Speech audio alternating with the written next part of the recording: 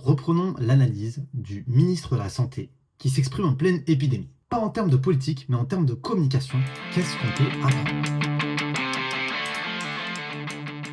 Dans cette vidéo, on a dit qu'on regarderait le fond, mais on a vu dans la vidéo précédente que la réponse est très longue, alors on va la regarder en accéléré.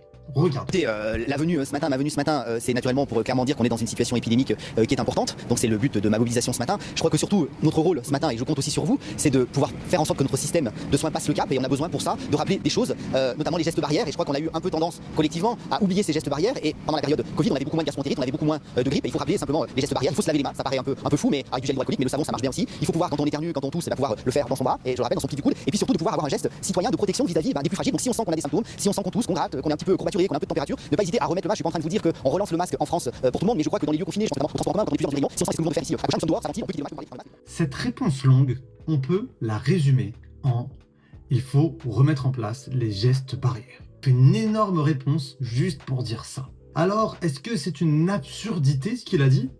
Non. La question c'est, est-ce que c'est efficace? Alors, comment est-ce qu'on peut travailler ce fond-là? Comment est-ce qu'on peut l'analyser? Première question à se poser, c'est à qui est-ce que je m'adresse?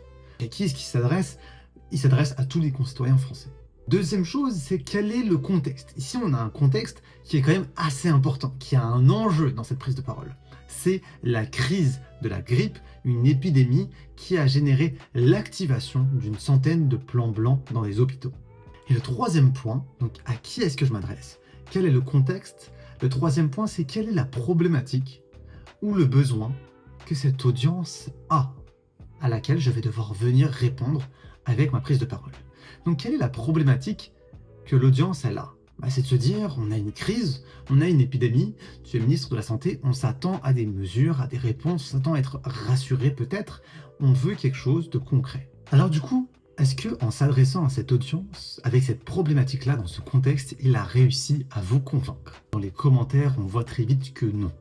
Pourquoi? Parce qu'il donne une solution très superficielle par rapport à la situation actuelle. Il ne parle pas de solutions au niveau structurel, mais simplement des solutions superficielles. Mais alors, si vous étiez dans cette situation, comment est-ce qu'on peut progresser? Comment on peut s'assurer de réussir ça?